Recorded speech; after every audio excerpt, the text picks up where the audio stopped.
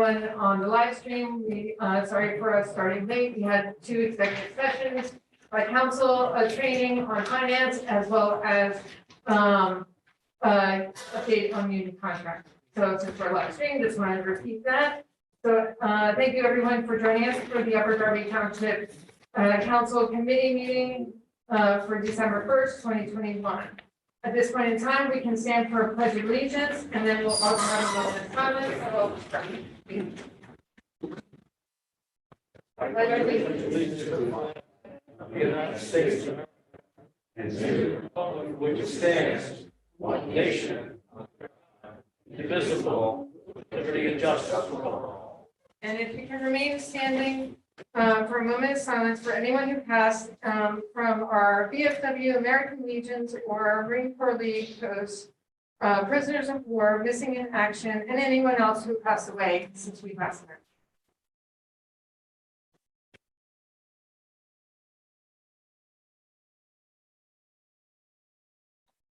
Thank you very much.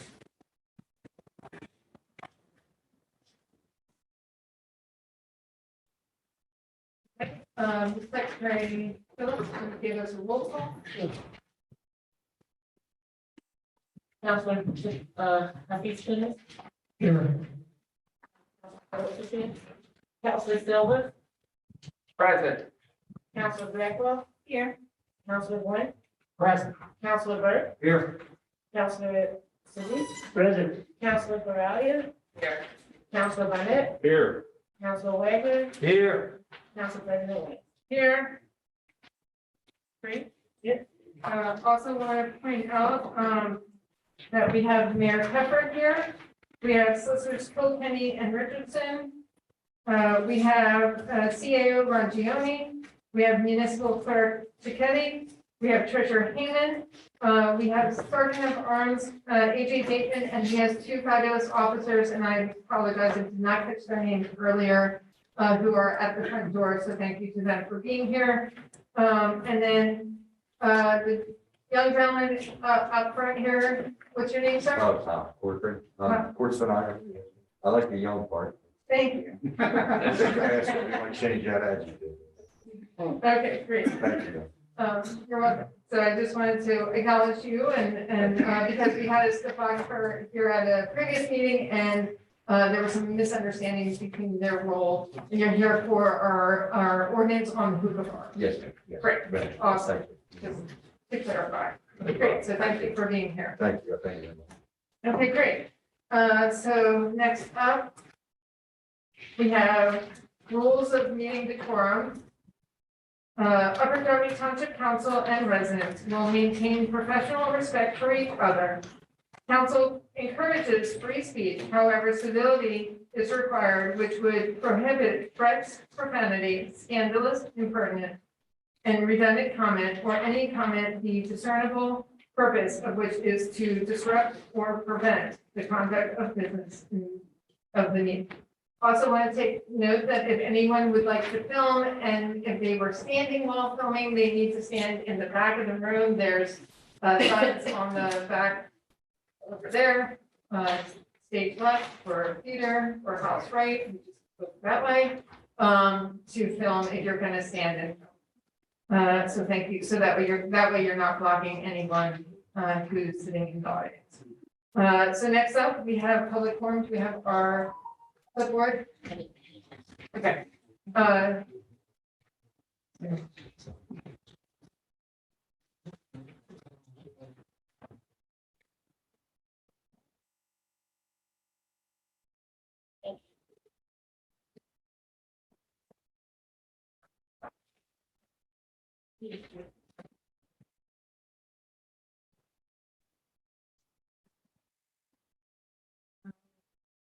Ed Brown.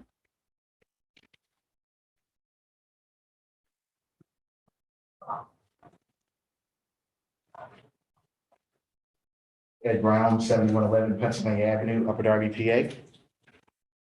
Good evening, and thank you for allowing me to address this Township Council, the mayor, solicitors, CAO, deputy CAO, and the public this evening. This will be a 2-part message on behalf of our nonprofit organization, Men of Action Brothers of Faith. We conducted a very successful 3-day, 3-location event last week where we served 700 Thanksgiving meals and made a lot of people very happy. There was a lot of work that went into coordinating and feeding that many people, so we'd like to thank our partners and nonprofit organizations who were instrumental in making the event successful, specifically the Bywood Community Association, Murphy's Market, Tailor Made Vets, Recovery Without Barriers, and the Upper Darby Township Recreation Committee. We'd like to thank our sponsors, the Gaydon Borough, Bimbo Bakeries, and last but certainly not least, the council, the mayor, and administration through the receipt of the Community Development Block Grant. Thank you all. The second part of my message is informational and to briefly discuss our next initiative that we do every year, and that's the Family Holiday Giveaway. This year, we will be sponsoring 50 or adopting 50 families and supplying each family with a $100 supermarket gift card and buying up to $200 worth of toys for their children. Again, the Community Development Block Grant, coupled with our other grants and fundraising efforts, will allow us to help the most families that we've ever helped during this season. We are very proud of that. We will again be partnering with our fellow nonprofits, and we'll be asking them to recommend families for us to sponsor. If a family would like to be considered for this initiative, please contact your council person or the mayor, and they will get the families to our attention. And Lisa, and I think you sponsored a family last year, so we appreciate that. Men of Action is a blessed organization with a desire to give and serve the community where we live. So please contact us, connect with us, I should say, on social media or directly to stay informed about the programs and initiatives that we are planning for 2022. Thank you and have a great evening. Thank you, Ed. Thank you. Thank you, Ed.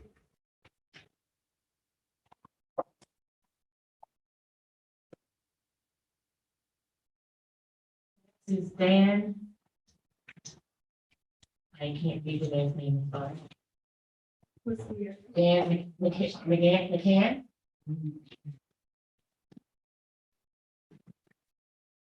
My name's Dan McCann. I live at 528 North Lansdowne Avenue. I support the contract ordinance. I believe it's safety for every working person. Thank you. The reasonable, Yeah. responsible contracting Yeah. ordinance that we're going to be introducing today. Yes. Great, thank you. Thank you. Danny Benini.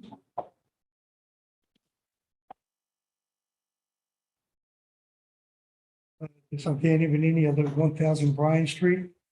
I also support the ordinance too. Safety being the number one priority. Thank you very much. Thank you. Thank you. Okay, wow, great. Thank you to everyone who came and spoke. And thank you to Mr. Brown and Men of Action Brothers of Faith. We greatly appreciate all the work that you did and are continuing to do. So, and for the gentleman who spoke about the RCO, we appreciate you being here and supporting. Great. So next up, we have the Honorable Mayor Barbara Tucker. Take it away. Thank you, Council President. Good evening. I hope everyone had a good Thanksgiving. I'm pleased to announce that last week, Upper Darby had received a $499,320 grant from the state's multimodal transportation fund to assist with the Cardington Newtown Trail project. This trail is a multi-use recreational path that connects Marshall Road and Pembroke Avenue. It also includes a spur that goes from Marshall along Ruskin Lane to Long Lane. Next Wednesday, a week from today, we will hold a ribbon cutting at 5 p.m. at the municipal lot number 1, which is across the street, to celebrate its completion. I'd like to thank everyone who has worked hard over the past several months on this project, which is one of the many reinvestments that my administration is making here in Upper Darby. We also appreciate the cooperation and patience of the residents and businesses in the area, and everyone is welcome to attend the event. There's also Next to the sign, the Welcome to Darby sign is a pine tree, which we're gonna use this year and going forward as our Christmas tree. So it's gonna be lit up that night as well. And just a quick reminder about vaccines. All children aged 5 years and older are eligible to be vaccinated, and booster shots are available for everyone age 18 years or older who have already been fully vaccinated. To find a free vaccine location, please call 484-276-2100 or visit www.delcopa.gov/vax. And for resources about vaccine hesitancy, please visit www.factsoverfiction.info. Thank you. That's it. And have a great evening. Great, thank you.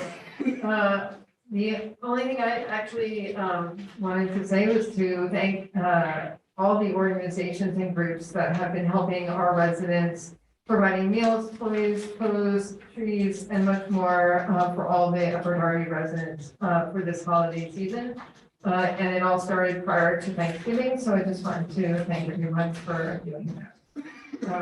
So next up, we head into our committee reports, Law and Government, Rules and Procedures Committee, co-chairs Phillips and Silva, members Sadiq and Blackwell. We have a brief, not a full reading, but an introduction of ordinance number 3707, which we will have some discussion about before we have the formal first reading and so forth. And we do have a presenter here this evening to also give us more information about the ordinance. So solicitors, take it away. Would you like me to go through it first, or we want to Yeah. present it? Nope, you go first. Okay, great, okay. So there's two things. There's an ordinance before you related to responsible contracting, and then there is a resolution which is attached, which would be thought to be adopted with the ordinance as kind of legislative history and background for why Upper Darby Council is doing this. So first purpose, Upper Darby Council, and this is ordinance 3107, Upper Darby Township that recognizes there is a need that all work on public construction and maintenance projects is performed by responsible qualified firms to maintain the capacity, expertise, personnel, and other qualifications and resources necessary to successfully perform such contracts in a timely, reliable, and cost-effective manner. To effectuate the purpose of selecting responsible contractors for these public contracts and protect Upper Darby. Investments in such contracts, prospective contractors and subcontractors shall be required to meet pre-established, clearly defined minimum qualification standards regarding past project performance in terms of competency, safety, law compliance, technical abilities, experience, and adequacy resources. Responsible contractor requirements. This ordinance shall apply to public works projects undertaken by Upper Darby Township for construction, demolition, alteration, renovation, modernization, service, or maintenance of building structures and facilities valued at $25,000 or more. All contractors and subcontractors of any tier perform on any such works, regardless of the value of the individual contract or subcontract package, shall meet the requirements of this ordinance. All firms engaged in public works contracts subject to this ordinance, including general contractors, construction managers, other lead or prime contractors and subcontractors at any level, shall be qualified responsible contracting firms that have sufficient capabilities in all respects to successfully perform contracts in which they are engaged. The firm shall pay all craft employees in the project the minimum the applicable prevailing wage and fringe benefits laws as established for the classification with the workers employed. In accordance with statute, wages required pursuant to this section shall also be paid to employees performing custom fabrication work for the project. Payment of prevailing wages and benefits for custom fabrication work is not required by the Pennsylvania State Prevailing Wage Law, but is imposed pursuant to Upper Darby's general authority. For purposes of the subsections, custom fabrication shall mean the fabrication, assembly, modification, or other production of non-standard goods or materials, including components, fixtures, or parts thereof, or fabricated, assembled, or modified off-site, but produced specifically for a project covered by this ordinance. Then it talks about what is a contractor responsibility certification. As a condition of performing work on a public works project subject to this ordinance, a general contractor, construction manager, or other leader prime contractor seeking award of such contract shall submit a contractor certification. The contractor responsibility certification shall be completed on a form provided by Upper Darby Township in reference to project which the bid is submitted. C, in the contractor responsibility certification, the construction manager, general contractor, other lead or prime contractor shall confirm the following facts regarding its past performance and work history. The firm and its employees have all licenses, registrations. Excuse me, Mr. Solicitor, I'm sorry, and Madam President, could I just interrupt for a second? I think you're reading a prior version of the ordinance, the fabrication language. Yes, Didn't we remove the fabrication language? I don't believe so. Oh, okay, I'm sorry, my fault. I don't know. I mean, Mr. Corrali and us spoken, I believe he can speak to it. Okay, no, I apologize, I know we had multiple versions, and so No, I don't believe so. okay. No. The firm and its employees have all licenses, registration certificates, or other credentials required by state and federal law. The firm meets the bonding requirements for the contract required by law or contract specification. The firm has not been debarred or suspended by any federal, state, or local government agency. The firm has not defaulted on any project in the last 3 years. The firm has not had any business, contracting, or trade license, registration, or certification revoked or suspended in the last year. The firm and its principal owners have not been convicted of any crime related to contracting in the last 10 years. Within the past 7 years, the firm shall not be found in violation of any law applicable to contracting business. The firm shall employ a sufficient number of craft labor personnel required to successfully perform any project work itself performs. The firm shall ensure that all craft labor it employs on the project will have completed prior to working on the project OSHA 10-hour training course established by the Department of Labor.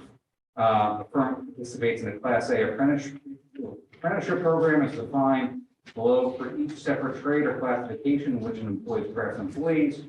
The requirement, along with the requirements in Section 3C11 of this ordinance, help ensure that workers employed on the project are participants or graduates of a bona fide apprenticeship training program in which trade or craft in which the services are utilized or evidenced by the fact that the program is registered with the federal or state government and has been in continuous existence for no period of 5 years prior to the project relating to certification.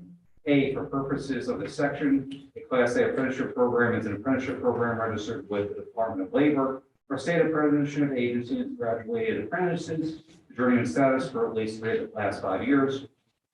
B, to demonstrate compliance with this section, the firm shall provide with a certification list of all trades or classifications of craft employees who will employ on the project, documentation verifying participates in the Class A apprenticeship program. 11, the construction manager, general contractor, other lead or prime contractor responsible for the project shall ensure that at least 70% of the craft labor workers employed on this project shall be comprised of either journeyman workers that have successfully completed a Class A apprenticeship program as defined by Section 3C10 of the ordinance. The apprenticeship programs specified by the section shall be in the same trade or craft for which the workers are employed on the project.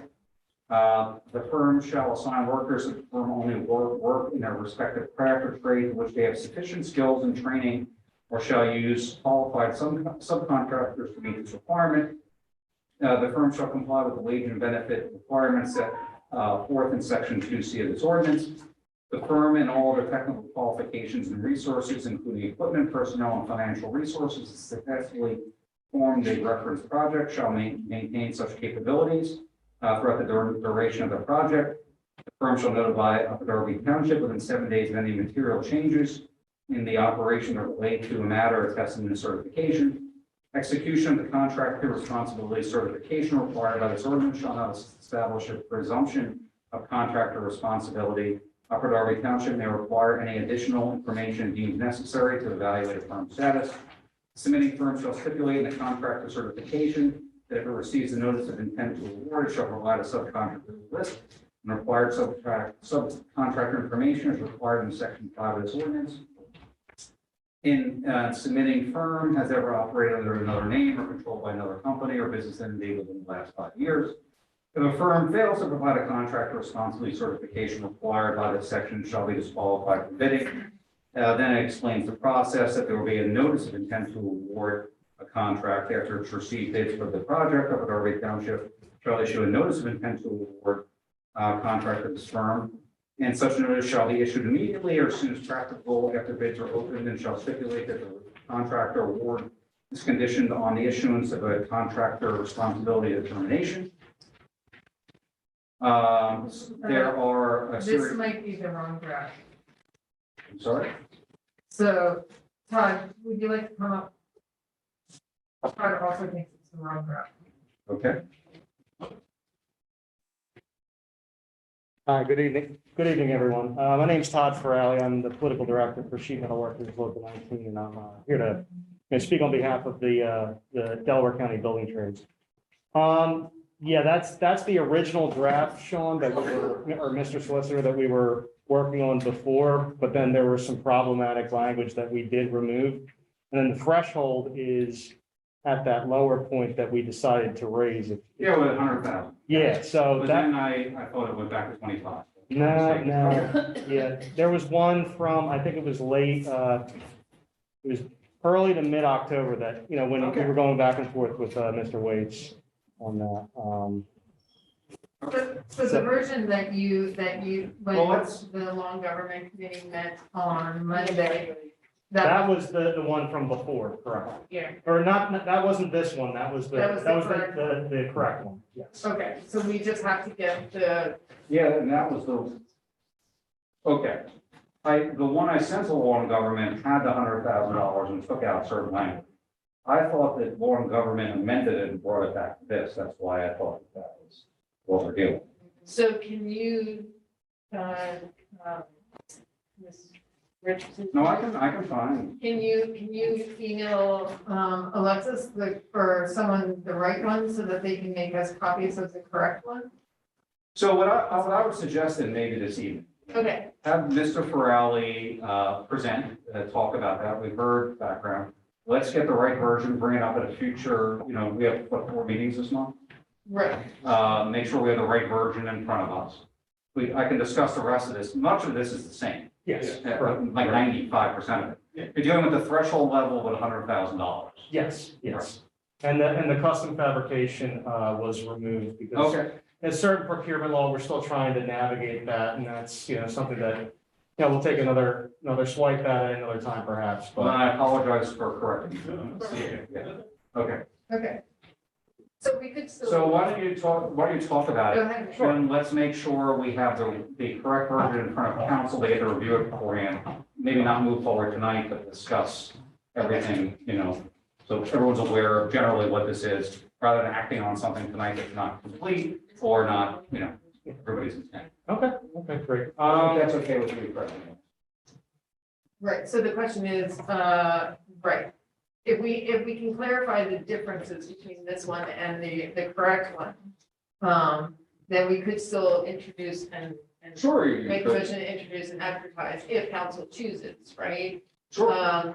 And then we're still in motion for it to be voted on the 15th, and we just make sure the correct one with those changes get to council Okay, tomorrow. sure.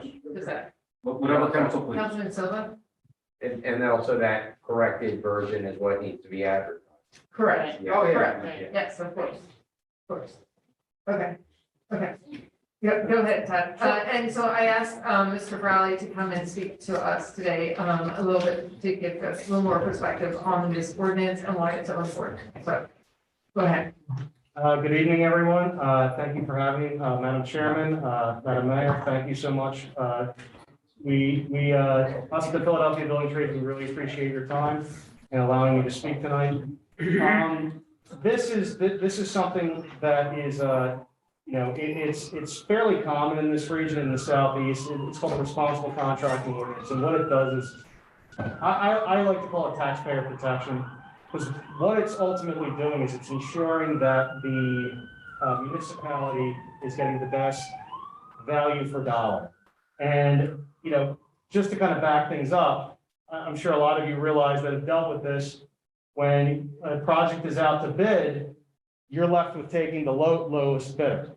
You know, if you don't have any kind of, qualifications put in place, you're left with taking the lowest bidder because that's what the Commonwealth procurement law dictates. You know, they kind of, unfortunately, the Commonwealth leaves everybody out to hang in this regard. And it's, up to the municipalities to, either take a chance on trying to get the best contractor in there. And, what a responsible contracting bill does, it gives you that ability, that option to be able to choose the best contractor when it comes to training, safety, business ethics, and, all of that. So it all comes into play. So there's training language in here. So it ensures that a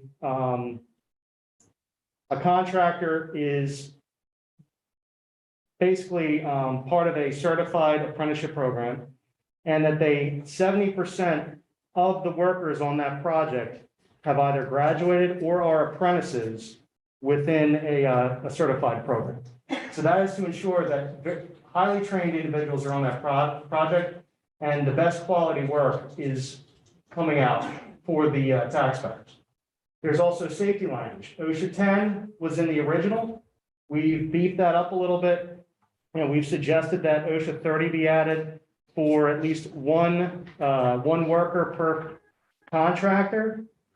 Because what this does is it ensures that the jobs are safe as possible, not just for the workers on the project, which is very important to us within the trades, but also for the general public.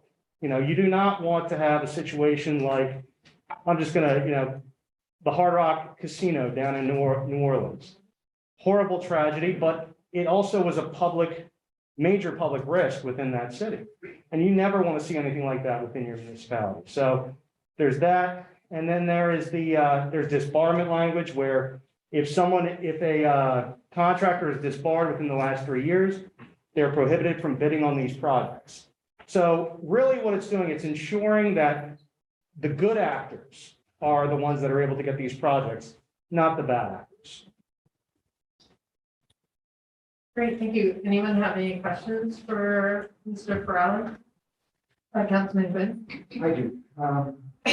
Have you addressed the requirements for insurance? For insurance, as far as like healthcare or Liability insurance for the mistakes that were occasionally made. I'm not sure if I don't believe that's in there. Is there, that's just what's Not only in the RCO, but I think the township engineer, Mr. Galante would be the one responsible. It's often the township engineer that does the contractor certification requirements.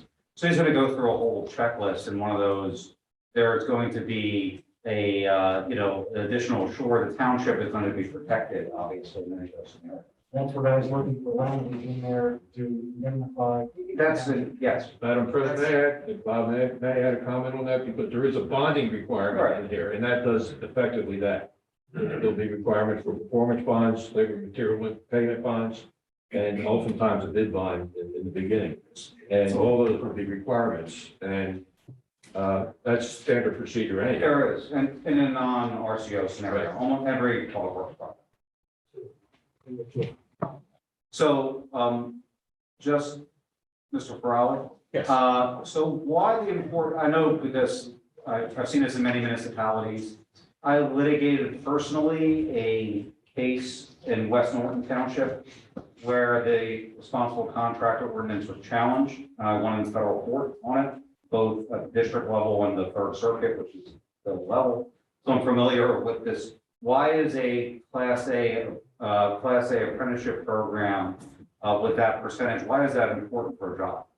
Well, it's important for a job because you want to make sure that highly trained individuals are on this project, that, you don't want to take any chances with these projects at the end of the day when it comes to not just safety, but also quality of work, because these are public buildings that, the citizens are going to be coming in and out of, and you want to make sure that the best trained individuals are on this project, because for safety of the building after the fact, for the quality of work, to make sure that it's a building that is going to last the test of time, And then also it's for the, I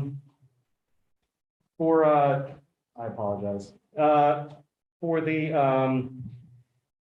the overall quality and, I'll speak for my own, trade. Indoor air quality is a big deal right now. So you want to make sure that the best people are there, making sure that the air quality is the absolute best. If you have someone who is perhaps a bad actor coming in and doing these projects, you're going to get, less efficient systems. You're going to get systems that possibly are not delivering the right amount of change outs per minute, per hour, per minute, what have you. And you're not going to have the good indoor air quality that the citizens deserve. So I'm just speaking for my own industry right there. That's really the important reason to have that, to make sure that the proper trained individuals are on here so that the taxpayers are getting the best quality. And another question I've often heard raised and was raised in the litigation, are there non-union apprenticeship programs that are Class A? Yeah, I believe so. Yes, there are. So that, it does I not understand you exclude. represent the building trade, but that's often a Yes. question people ask. Yeah, and this isn't a union or a non-union measure. This is a good act or a bad act. And that's kind of how I like to frame it, because, listen, we're not out to make sure that anybody doesn't get the work or what have you. This is to make sure that the taxpayers are receiving the best value. CAO. Thank you, Madam President. And I just wanted to say on behalf of the administration, all these reasons that Mr. Crowley is talking about, these are the reasons that we fully support the responsible contractor ordinance.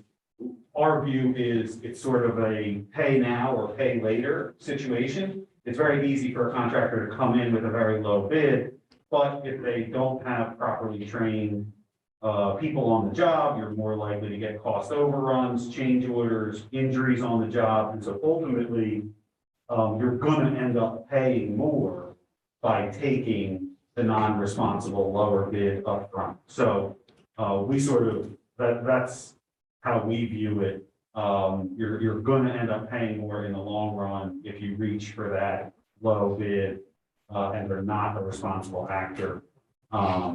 Sort of penny wise and pound foolish, or pay now or pay later. So the administration definitely has been happy to work with the trades and supports the ordinance. Great, thank, Ms. Phillips. So when non-government met with trade, we had a very productive conversation, and we're in full support of it because of the reason that you set forth, because it's about safety, it's about and I agree with you, CAO, because I don't want to go into a building and have it fall down on me. I want to make sure that that everyone that worked on that building, that it's going to be safe. I want to make sure that when it's being put up, that I know that the responsible contractors are doing the job and doing it well, and not to come back 2 years later and see that shoddy material was used or anything like that. So I'm with the law government's full support of this witness. So as long as we have the correct one in. Yeah, no, yes, we do that. Yeah. Councilman Tunis. Thank you, President Farrelly. Yes, correct. All right, I just want to thank you for the commitment to workers' rights throughout your career. But my question is, when does this, if you pass it, when does it go into effect? It'll go into effect within our home rule charter, so it'll go about 5 days. Okay, Yes. so for upcoming projects such as. Yeah, and this only applies to probably Upper Darby projects. This does not apply to a private developer coming in and spending all their own money. Right. So the We community, can't regulate that, but they, Right, the community center. so the community center will fall under. yes. Yeah, right. Not my house. All right, thank you. Yeah, I also, as a union member, and the organizer that I am in the union realm, this RCO gives, it is essential to have skilled labor, right? It is essential to have safe working conditions, all safety aspects, involved. And this contract specifies it, this RCO specifies it in a way that makes sure that the right people are being hired for the jobs. And that if for some reason a contractor said, yeah, and then we find out that none of it was true, we have repercussions, right? And we're not left with a really bad contractor. We have the means to get rid of them. And they have certain responsibilities. That's correct. I actually have a good case in point with that, Madam President. There was a situation, in Bristol Township School District where there was there is a responsible contracting ordinance in place. And this roofing outfit ended up getting the roof for this project. And they were, I'm just gonna say they were a bad actor. And they were a really bad actor, and here's why. Because maybe 2-3 weeks after they were awarded that project, they were given, they were handed down a determination from a federal court that they were found guilty of breaking child labor laws. They were having 13 and 15-year-olds on top of doing commercial roof projects. And on top of that, they were, kind of not paying them overtime for working their overtime. So with the RCO in place, they were able to remove that contractor and then put in, they were able to put in a good actor at that point.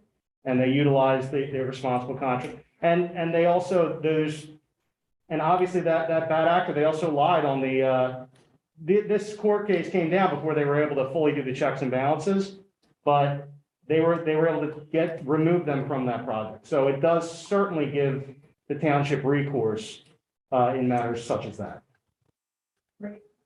Great, awesome. That's exactly what we need. We need to make sure that we have the right type of contractors working for us and that our tax dollars are being used efficiently. Because as CAO mentioned, if you take the low bid and then it doesn't get done in that time, right? And they thought they'd get certain materials at certain prices and they couldn't. And so all of a sudden a $500,000 job is a $1 million job, right? Right. And by hiring the right contractors, you avoid those things.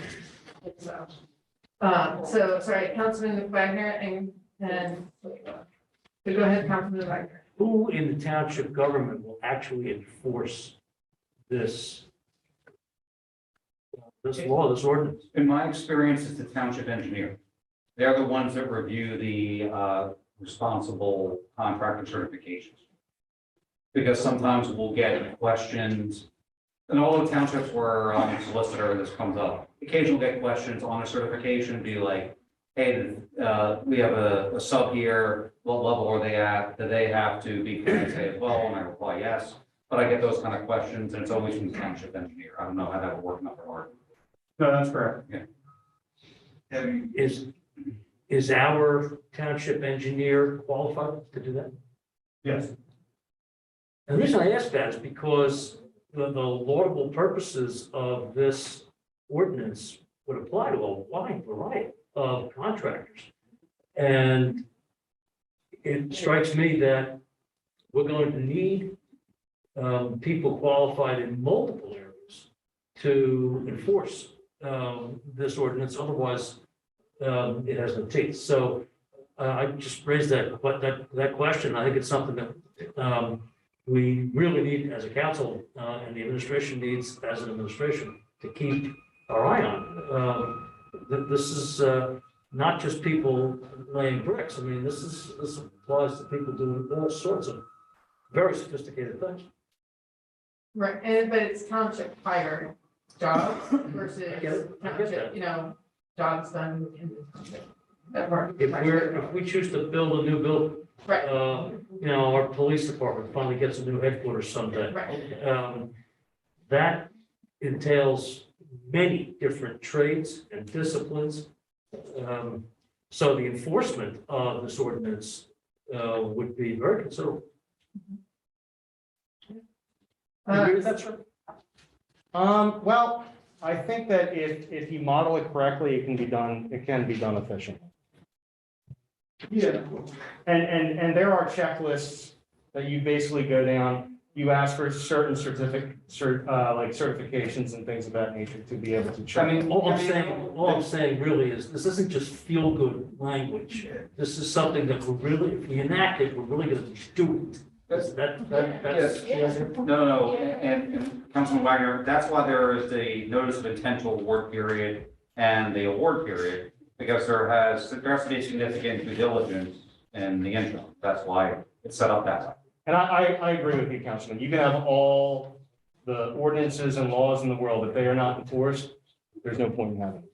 I completely agree with you on that matter. But, you know, I feel that this is an ordinance that can be enforced. And I know that in right now, there is an ordinance right now, but it's to a point where a lot of this has been outmoded. And what it is being enforced to a degree, but I think that with this new model, it will definitely create a better model moving forward. And CAO? Thank you, Madam President. And just to clarify, it's not that the township engineer will be inspecting the individual work product. So it's not that the township engineer would need to be an expert bricklayer or tin fitter or a tin knocker. The township engineer is evaluating the paperwork and the apprenticeship program, the training, the application process for the contractor. So again, it's not that the township engineer would have to have expertise in all of the trades that would go into building the building. They would just have to know who the certifying bodies are for the various trades and their apprenticeship programs and the contractor requirements, whether they be union or non-union, but that those programs and certifications were in order and compliant. Again, not, so the engineer, we don't need experts in each individual trade to evaluate the work itself. That's not what the ordinance meant.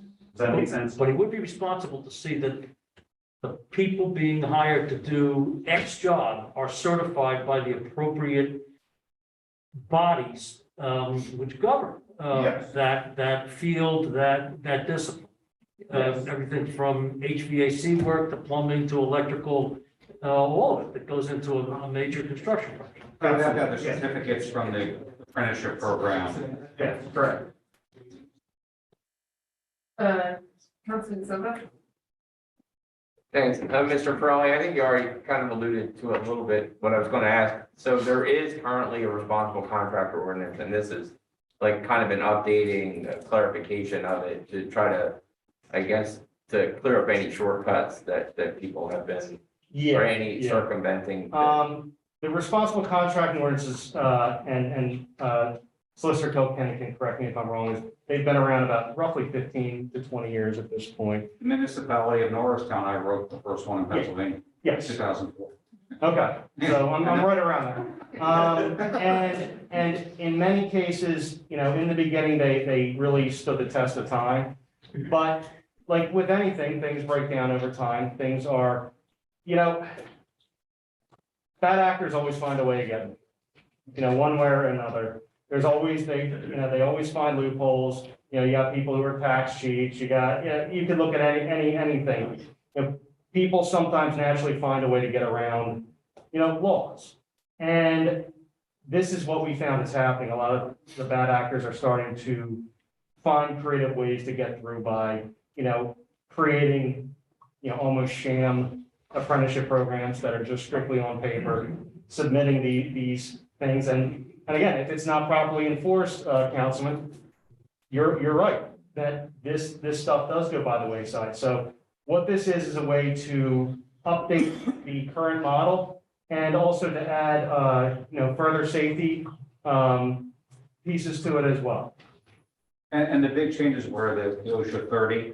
The OSHA 30, correct? And then would be the 70% journeyman Yes, requirement. And then the length of that the apprenticeship programs are in effect and how they're continuous. Correct? yes, correct. So those are the major changes. Yes, Okay. And what are the clarifications between the one we were looking at this evening and the actual one that we are going to be voting on. So the prefabrication language you do not want Yes. included. You want you want the threshold to be $100,000, not $25,000. Right. Were there any other substantial changes? That was about the bulk of it, correct? Okay, So, we'll verify. Does Long remember anything else? Not necessarily. Okay. Right, okay. Great, awesome. Any, Can I get the spelling of your name and your title? sure, I'm the political director for sheet metal workers, local I'll text 19. it to you. And my last name is spelled Farallly. And your first name? Todd, T-O-D. Thank you. Thank you. Thank you so much for being here, and thank you to all the union members that are in the back here in support of it. We Thank you. appreciate you guys being here. So the question goes to law and government. What do you want to do with this one? Law and government? Yes, I'd like to move it forward. I'll second it. Give it a second. So moving it Yeah, forward. so, I think. Yeah, I think we should not come together with it. Okay. The correct version. The correct version, yes, okay. So then if we can get a motion to formally introduce and advertise the corrected version that removes the prefabrication and has a threshold of $100,000. Can we get that? I'd like to make a motion. I'll second it. Martinez and Silva. Are there any questions or concerns on the motion? Councilman Bonnet?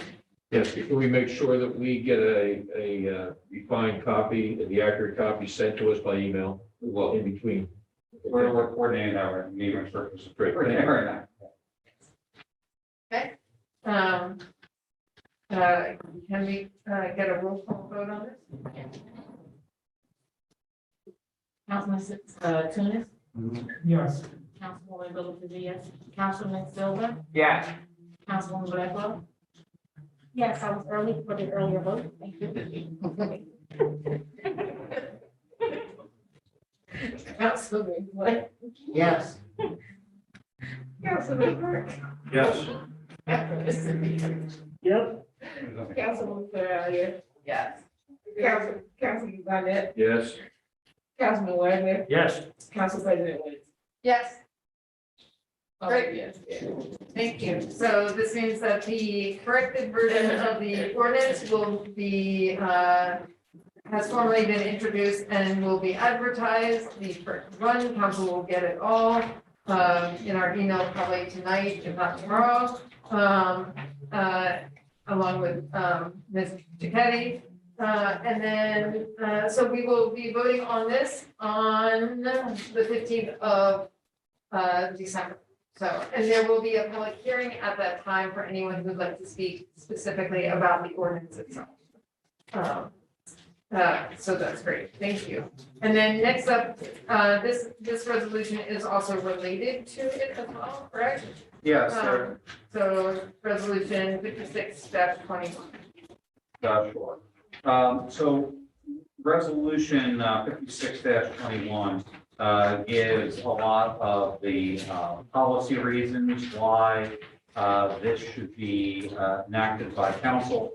It talks about, I'm going to go to, paragraph on page 2, where it's talking about contracting procedures, talking about labor shortages, citing quality controls, and citing different academic journals related to that.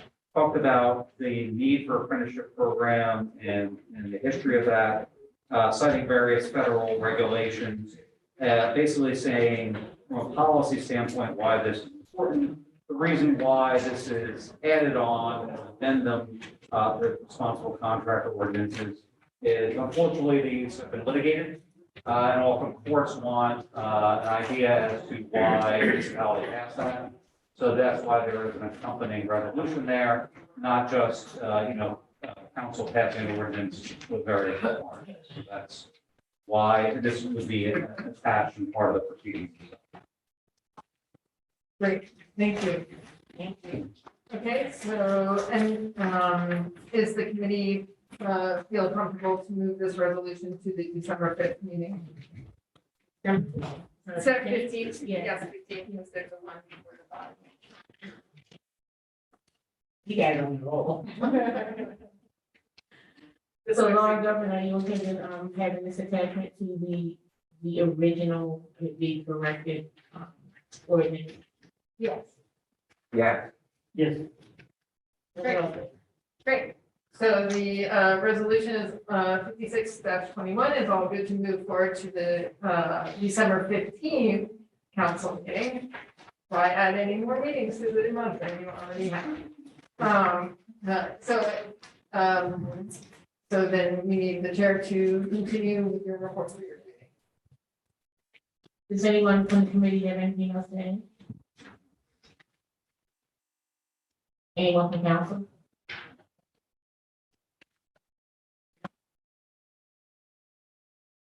Oh, anyone from the administration?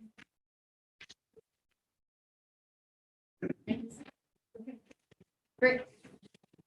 All right, so next up, we have, planning, zoning, and building codes committee, co-chairs Quinn Jr. and Phillips, members Bonnet and Tunis Jr.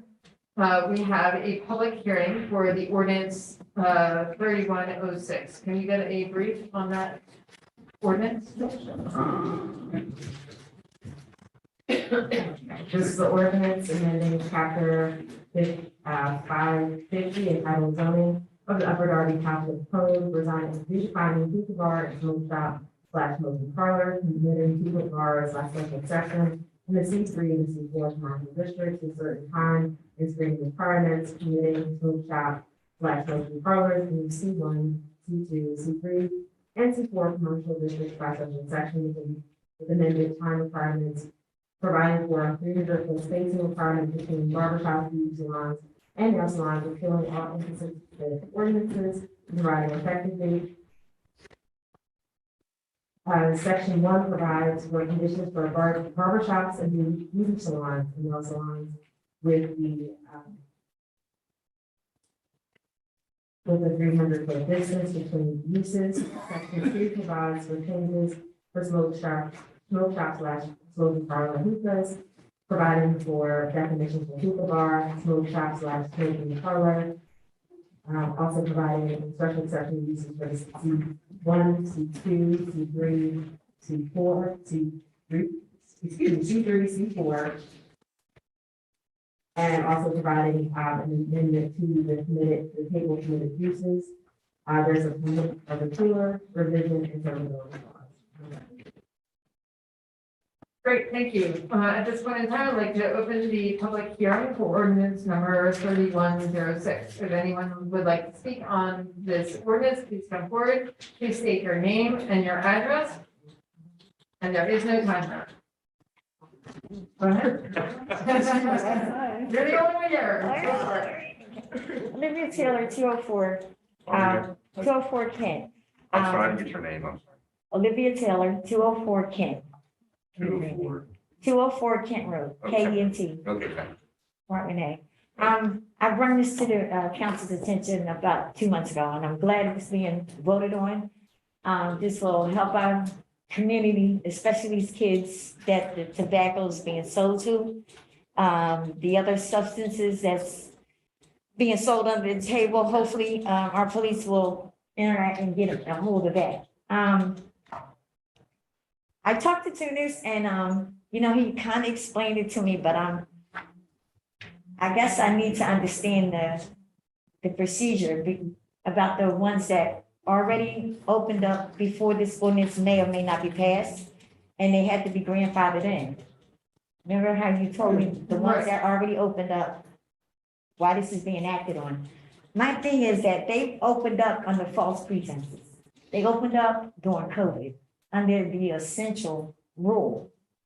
I don't understand why should they have to wait another year to be grandfathered in when in the beginning they were opened up under false pretenses. They still get to extort our community and put our kids in harm's way.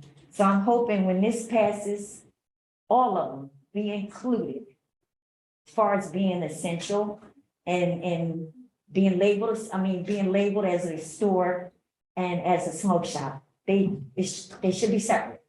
And I don't think the ones that were opened up before this was acted on should get another year to extort our community.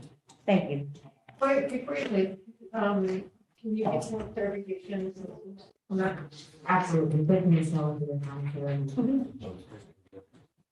Courtney Richardson, Assistant Solicitor. Okay, so thank you, Ms. Miller, for your comments and definitely what your comments were a few months ago, they were taken into consideration and you did draft the ordinance. That being said, anything that is already in operation, unfortunately, this cannot cover those. They're already grandfathered in, and there's not anything that we can do retroactively, but we can move forward and act and enforce it this way. Now, if there's other activities that these establishments may be engaging in, then we have the ability to use the police power of the Darby Police Department. So that's the way that it's going to work. So I see that. I do hear your concerns and they're warranted. So anything that's going on that's not appropriate and that is against the law will be enforced under the police power of the police department. Okay. Anything moving forward, it will be covered under this new zoning law. Okay, so even though they were opened up, labeled as essential during the pandemic, you mean you can't act on it? Not under this ordinance, but we can do other things like I said. Under the police. Thank you. I just wanted to get a clarification of that. And I thought maybe something could be done because they were opened up under the false tenses of being essential when they're not. You know what I mean? Thank you. Thank you for working on this.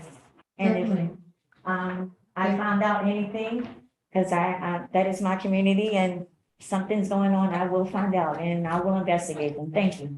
Thank you, and please make sure, our police department is aware, if you have a chance to speak I got with. them on speed dial. I know you do, so make sure they're aware. You're welcome, Councilman Quinn. I had a suggestion to add, if for whatever reason, one of these super bars or other, maybe goes, to bankruptcy or closes for a while, is there an ability to then terminate or ability to come back or sell that right to another entity within the same company? So after a use, so say there was a pre-existing non-conforming use, meaning zoning language here, but pre-existing non-conforming use as far as a hookah bar. So now that the ordinance is in place, if it doesn't, if someone comes in, as Ms. Richardson so aptly stated, unfortunately it's grandfathered. But that use is abandoned for a year, right, and not continued, then the continuation of that use goes away. Okay, then this new ordinance goes into effect over that parcel. I would have to comply with this ordinance, unless if it was by fire or so that's a brief explanation of how that will work. So if a hookah bar stopped operating there, or a similar use stops operating there, it's based on use, then after a year, there's the ability that this would fall under the use. Thank you. Hi, Councilman Hughes. Yeah, oh, sorry. Thank you, Madam. I just wanted to urge my colleagues to support this ordinance. We've been really conflicting. Hookah bars and smoke shops are the same thing. They're truly different. They're all very separate, and it's also for the future of our township. I'm driving through media, drive to Havertown, and we see the differences of how their businesses and their zoning is organized. Why can't our residents get the same treatment? Why do they have to see a vape shop everywhere? Why is it that Upper Darby has some of the only Chinese American restaurants that sell tobacco products?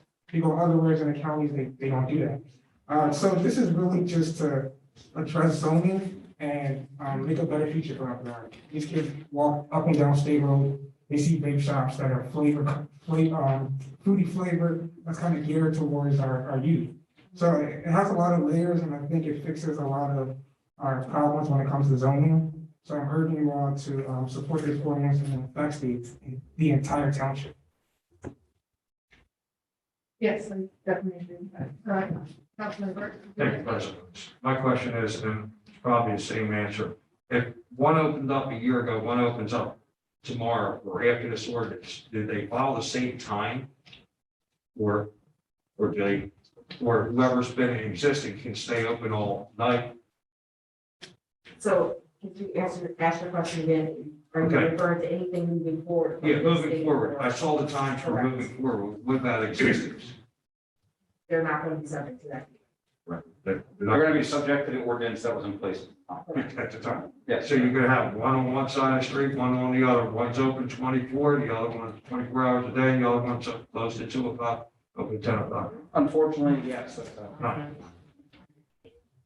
Do you see any future problem with that? For No, I mean, the, against us? unfortunately, uses that may not be as desirable as others because of the way zoning in Pennsylvania works, continue, unfortunately. Thanks for that clarification. Please restate your name and your address. Olivia Taylor, 204 Kent. Can you hear me? Yep. Okay, now because the zoning, okay, how about this? Okay, the buildings were zoned as commercial. Does this ordinance close that loophole? Let's say moving forward, another shop wants to open up and be under that, in that bracket of being commercial, but does this ordinance cover that loophole that allowed this to open up? Did I? Well, I hope I put it right. I'm not sure what loophole Okay, you're speaking. well, no, the building was already commercially zoned, right? Now, because of the pandemic, I guess they just came in and labeled it essential.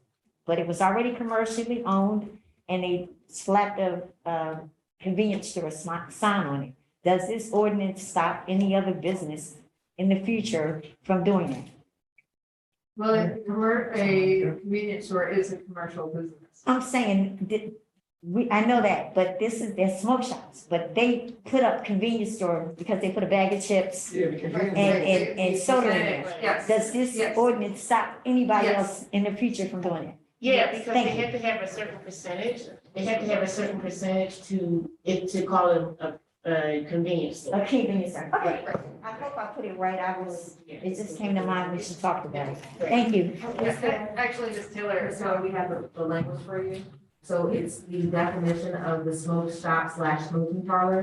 It's a retail sales or wholesale establishment primarily engaged in marketing and selling tobacco products / accessories and or vaping products and accessories. And retail sales or wholesale establishment which maintains 20% or more. 20%. So a relatively small amount, Right. given what they do. Okay. So I think that addresses your concern. Yeah, that's what, I guess, you put it in the words I couldn't. Thank you. thank you. So Councilman Toots, you did already speak, so let me go to Councilman Silva. Councilman Silva? Sure, okay, so one of the primary functions, it seems like to me, of this ordinance is to sort of like provide that definition of what a smoke shop is. To kind of like, whereas there was no definitions up ahead of this ordinance, so that's why when there's no law, it seems like then things operate in that vacuum. And this is closing basically that vacuum, that loophole, that helps. So that there is like regulation provided for that type of establishment. Because up till this point, it was just a commercial establishment. And it was not bound by any, regulation. So I agree with Councilman Toots. I do think this is important. I look forward to passing this. I feel like our commercial diversity needs to be diverse. I don't know, you can't just have smoke shops and, vape shops and everything like every other corner, you know, there should be. You're right, I mean, if you go to other suburbs, that's not the situation, and I don't hope that wouldn't be the situation here. So I look forward to passing that, thank you. Thank you. Solicitor Richardson. So Councilor Silver, there actually was in the ordinance, it was done in 2017, there was a definition of smoke shop, / smoking parlor, but it's just a retail facility offering limited sales. So this particular definition is probably just 3 lines. This one is several, it's about 20 lines, about exactly everything that it covers, including a percentage, to make sure that we're able to really narrow down and only on these particular establishments and not allow it just to be retail stores to be very limited. So this one is very narrow.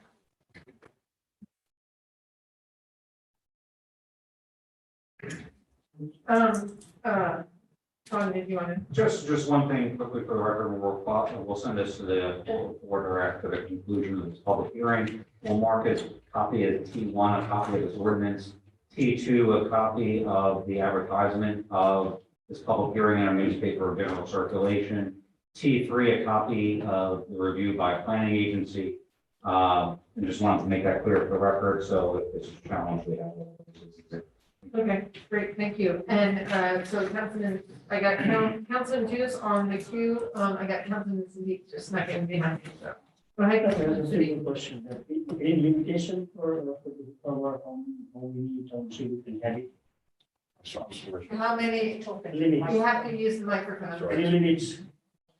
We don't have a limit on Unlimited.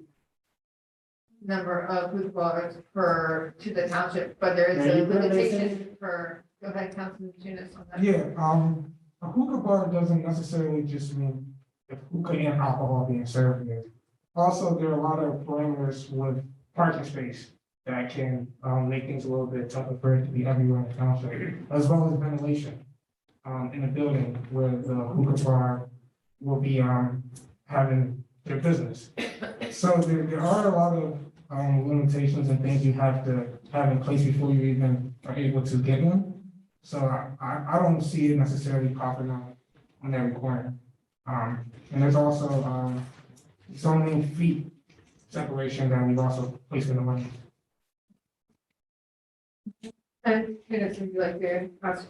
Yeah, I was just gonna say, I think Councilman Burke and Ms. Taylor brought up valid points about the businesses that are grandfathered in. I think that's one of the toughest parts about being on council is when you implement some of these ordinances, we can't fix the ones before. But what I would say is I see a different Upper Darby in 10 years for ordinance like this. And that's why I'm really encouraging you all to support this.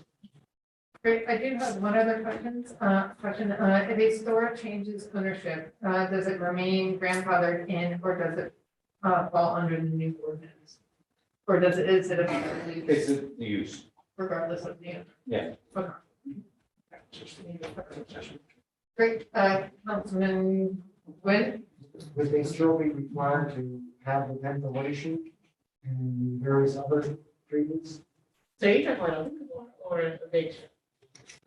Because the vape shop, The hookah bar has the hookah bar has the ventilation. Right, the vape shop does not, because you're not smoking in the vape shop. That's, you're buying a product. You're buying a product and you're taking it wherever you go. No, they don't smoke, they not be smoking in a vape shop. Yeah, no. Watch out. That's, they're buying the tobacco products and going to, their house practically, and they're buying the bag of chips. But the hookah bar is where ventilation. Kind of a social setting. Right, right.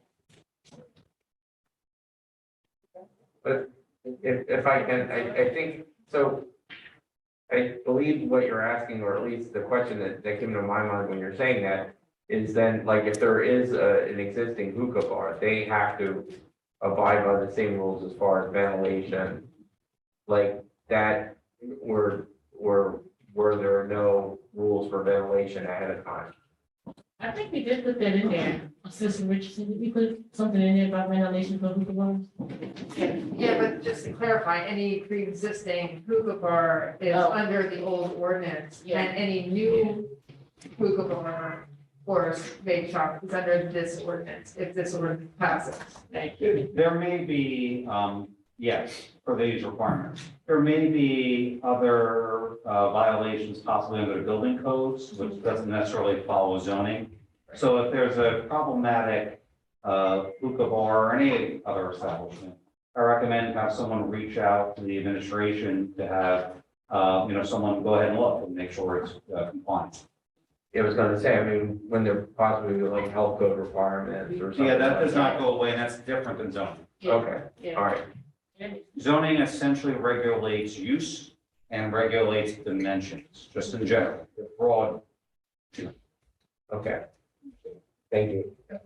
And actually, thank you for that clarification, Thompson, Silva and Gwynn, that those help the, as to Ms. Taylor's questions, it does kind of help the loopholes that may exist with this passing and others being grandfathered in, but if they're violating, as Mr. Kilkenny said, the building codes and the health codes, then, that gets. There may be another basis for it. There are other places to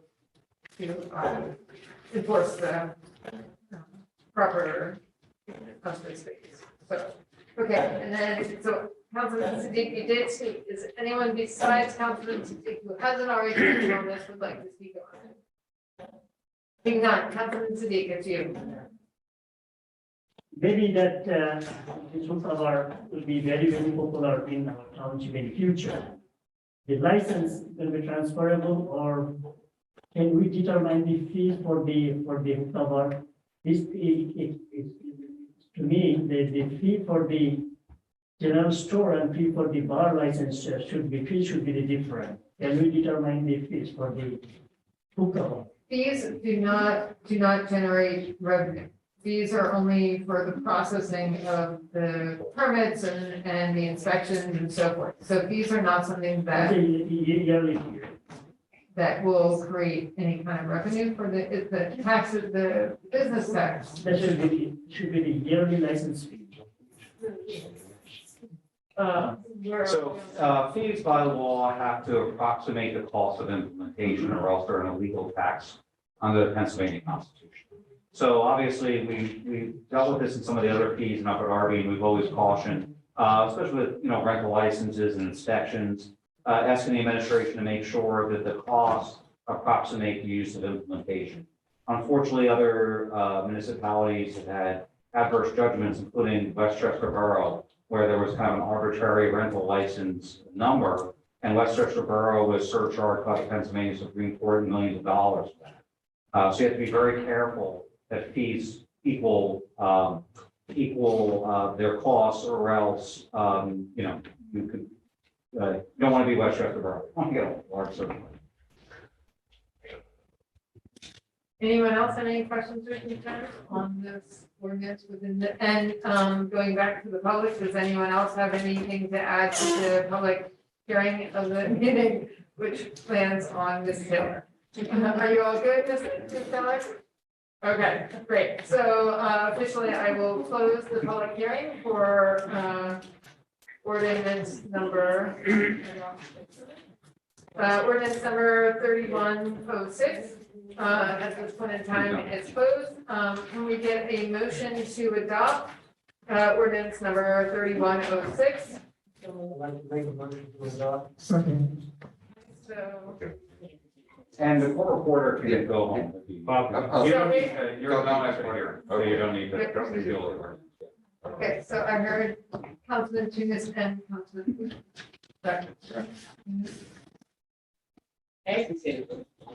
What you said? Yes. I apologize. So Tunis, Phillips, and Good. That's good. There's a lot. Okay, great. So can we get a roll? Are there any other questions or concerns on this ordinance? We kind of did our discussion during the hearing. Seeing none, please take away. Councilman Simmons, Yes. Councilwoman Williams, yes. Councilman Silver, Yeah. Councilwoman Blackwell, Yes. Councilman Glenn, Yes. Councilman Burke, Yes. Councilman Siddiq, Yes. Councilwoman Farrell, Yes. Councilman Martin, Yeah. Councilman, Waring, sorry. Yes. Council President Lynn. Yes. Yes, ma'am.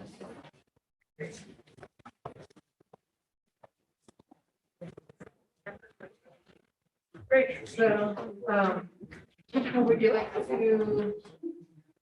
So Councilman Glenn, can you please continue the report of the zoning committee? Does anybody else on the committee have anything to bring forward?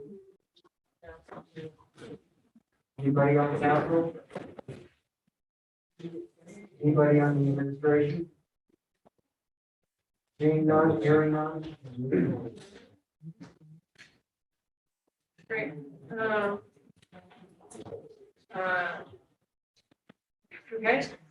next up, we have the next up, we have the Finance and Appropriations Committee, co-chairs Gwynn Jr. and Silva, members Blackwell and Burke. Anybody on the committee have anything for the council? Anybody on council wish to bring? Anybody in the administration? Seeing none, hearing none? Okay, I just want to clarify that the budget will be voted on December 8th. And we will be having a special meeting at the end of December. Council is still clarifying the date, and I hope we must have the pick date by the end of today's meeting. So we're wavering between December 20th and 22nd. So everyone the majority of people were available for the 21st, but it's also a school board meeting, so we do not want to conflict with school board. So council members, I will need to speak with you at the end of the meeting if I haven't already to find out what date is best for you, whether it's December 20th or 22nd. So for those who are. Okay, we'll talk after the meeting. Councilman Burke. Do we have something, on the 21st? Would our 21st have lighting us? It's a school board meeting. It's also on the 21st. Ideally, we do not want to have our residents who want to attend both meetings to try and attend both meetings at the exact same time. Okay, thanks. I didn't understand. There's something special. No, it was, would be hopping on their day. Okay. Okay. Great, just wanted to clarify that. Yeah. And the special meeting would be for the voting on our millage rate, and there was something else.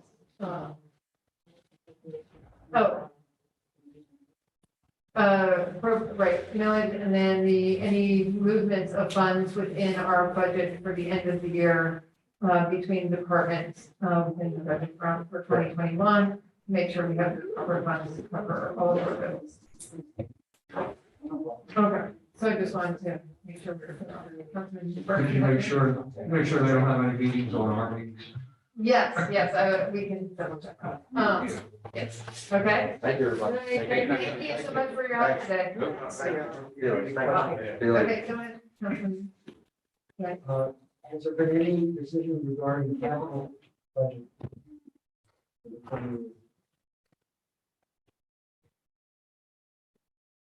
Any decision with regards to capital budget? CA. Yeah, sure. So, last year when, we presented the, 5-year capital budget, we did so with the idea that we would be, coming back to council and requesting the second, 10 million at some point. We've not yet hit a point where we're ready to do that, so, we're still operating under the, capital budget that was approved last year. And I would anticipate sometime in the second quarter, most likely, of 2022, the administration coming back to council and showing an updated capital budget plan and request to approve the second $10 million of the 5-year, $30 million plan. I just want clarification. I think, us borrowing money again, that's dependent on the audit being completed too, so we, so that's why we're waiting. And a lot of the things that we have in the budget, we haven't been able to acquire yet, because everything's slow with COVID, mainly like the leaf waste stacking truck. We ordered it months ago. We'll get it, in time for next leaf season, it looks like. Those things are, we have a plan. I think every month the council gets an update on the capital budget. Some of the things we talk about normally, like 2 K9 dogs, the new guns, the new weapons, the tasers. And a lot of the municipal lot is part of the capital budget. So I guess, just a question of, since a formal capital budget was not presented this year, can we continue to, because in the past, capital budgets were introduced every year, regardless of whether they're having a 5-year plan or 3-year plan. The question, I guess, really is, since no formalized budget had been introduced, even if it was just a continuation of the previous budget, can next year, 2022, can we continue to buy things under the 2021 budget without having a formal 2022 budget? I think that's the big question on council, because we pass the capital budget every year, regardless of how long a duration of the plan originally was. The next year, they just gave an update and they were on track, and this is the plan, right? Sure. So I think it's just making sure that we're not in violation of those kind of laws on buying stuff in 22 based on a 2021 budget. Absolutely. No, Madam President, I think it's a great question, and I'll happily do my best to answer and then defer to the solicitors. But from the administration's perspective, we consulted with the solicitors about the requirements in the charter and the code, and about the budget that we passed and the updates that we provide. And the opinion that came back was that we were compliant with the charter. So a shorter answer would be yes, it's our understanding that we are able to proceed under the budget that was passed. But I'll defer, to the solicitors for more specific legal analysis. Thank you. So under section 905C of the Home Charter, capital improvements still pending our process of construction or acquisition to move forward. In August and September, there was a update to the council that I believe that we received, some that council also received it. And then also any changes or amendments to the budget have to come before council. So anything that was already approved does not need to be approved again, unless there's a change. And any change that will come to the allocations that were set forth will come back to council. So there weren't any changes, but there were updates and this and that, and we knew where they were, and that was submitted only 30 days before the budget. Okay, so, and also just want to ask, when we did meet with department heads, unfortunately, it was way after the budget had been presented. Chief Sawyer had asked about more tablets for the code enforcement officers. Is that something that's covered under capital budget, or is that something that was possible to purchase for the fire department? Or is that something that we can add to? Yeah, so I think there are broad categories in the capital budget for IT, hardware, software, et cetera. So I think that request would fall neatly under an existing line item in the capital budget. Okay, great, Yeah. great. Just wanted to make Yeah, sure. no, absolutely. I asked the question, got an answer, and then didn't want to not be able to provide. Yeah, no, and those, just for sort of more background and clarity, I mean, I think most folks know this, but those tablets are for the fire inspection program, right? So, super important priority, for the mayor and the fire department and LNI. So, we definitely want to make sure they have what they need to execute the program effectively. Thank you. They can also be part of the basis for determining the amount of charge. Right, right. If they have a tablet in the inspection, they're able to process everything right there and then. instead of having to go back and do it all in paper. Right? That's what I- Great. Wonderful. Anyone else for the finance? Because I know I detoured us. Finance? Okay. We're good in finance? Great, thank you.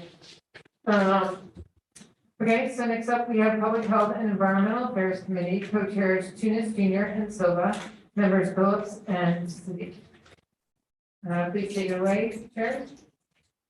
Thank you. At this time, do any members of Public Health and Environmental Affairs have anything to bring forward? Oh, no. No? Okay, all right. Okay. You're good, okay. All right, any members of council? I still have to get you the PR one, and I apologize. So I'll Okay. do that, I'll work on that tomorrow. That would be super. Yes, Thank you. because that was my bad for months. And any members of the administration? Just for the Councilwoman, Blackburn. I saw some of the council already maybe doing some form of a cleanup, Yeah, on the 11th. Yeah. Can you share that with the committee? Sure, on December 11th, we're going to be doing a cleanup at the Parkview playground. But we're going to also try to include the, underneath there's a bridge that runs on State Road, whereas when people are coming in and out of Upper Darby from Philadelphia, right to the golf course, we're going to try to include that as well. And then I also want to ask members of council that the parameters of Upper Darby, we need to take a quick eye and look at that and see like if there's any dirt, trash, or anything that doesn't look good to represent Upper Darby. We need to be on a lookout for that as far as the mayor's beautification program for Upper Darby. So be looking out for that as well. Does anybody need any clarification? Just want to clarify, North State Road, that is one of the areas that residents had asked for a camera to, it was where they do a lot of dumping right there. Okay. But since then, a business has recently paved, cut down some trees, which was upsetting. But they paved that area and they're using it, they're constantly using it. So there's a lot less dumping happening on the Upper Darby side, but there is dumping on underneath the trolley track, the 100 line. So technically, I think our border is the Cobb's Creek itself. So technically, under the trolley track, I think, or the 100 line is ours. But the creek, which is a little bit into the Philadelphia realm, I think the creek is the border, but I'm not exactly certain. Okay, we need to clean it up and we need to figure out what's going on and get it. Yeah. Couple blocks from my house. See it all the time. It's going to be at 10 o'clock. It's on the 11th. 10 o'clock, great. Yeah. So we're meeting at Parkview Playground and then dividing it from there. We'll divide it from there. Yeah. Okay. so I have a good, I don't know if anybody heard this, that the United States actually, well, not the United States, I'm sorry, Pennsylvania is actually conducting a big litter project. Did you hear that? Okay. So, and I don't know what the details of it is, but I can definitely look into it. And it's supposed to be about this, it's not just Upper Darby, but Pennsylvania must be pretty dirty, or the country must be pretty dirty. But they're doing this big, So inside. no, it's, City trash cans. yeah, and, yeah, yeah. So, and I'm not sure what the whole, process is, but I know it's a big, promotion that's going on in Pennsylvania. So I'm not sure if you guys heard about it yet. Yeah. So, yeah, and you're right, it's supposed to be getting trash cans and Collecting the trash cans Yeah. and taking them away. and a whole bunch of signage and all this stuff like that about litter and everything like that. So, yeah, so hopefully you guys will hear, the administration will hear about it. Has the administration heard anything about this? I haven't, there's a number of organizations, Keep Pennsylvania Beautiful is a big one. the Pennsylvania Resource Council, but I don't. I think this is something, what is it? But I thought this is from, I think this was something that is countrywide, not just from Pennsylvania. Oh, Yeah, so I think it's like trickle, I hate that word trickle now, but I think it's coming from up here and coming down to Pennsylvania. We'll figure it out. If we could find out more, and that would be, yeah. Next year. And then trash cans would be greatly beneficial for us. So, We have residents that have trash cans along the major Yeah. corridor, so. But I mean, Because I know we do too. because I think, if we can get trash cans, I think that would be a big help, okay, so, is there anything from the administration for the health and environmental, or did you have something to add, Council President? Just want, Courtney just found it, it's from Keep America Beautiful, announces merger.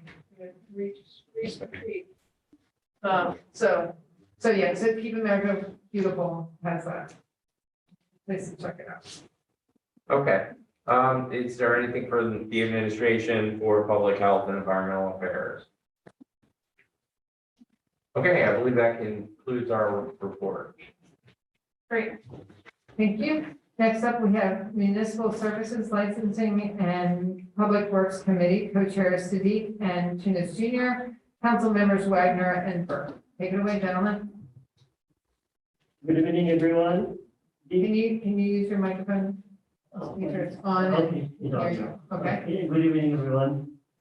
Anyone from the committee have any issue to talk about the municipal service license and public works?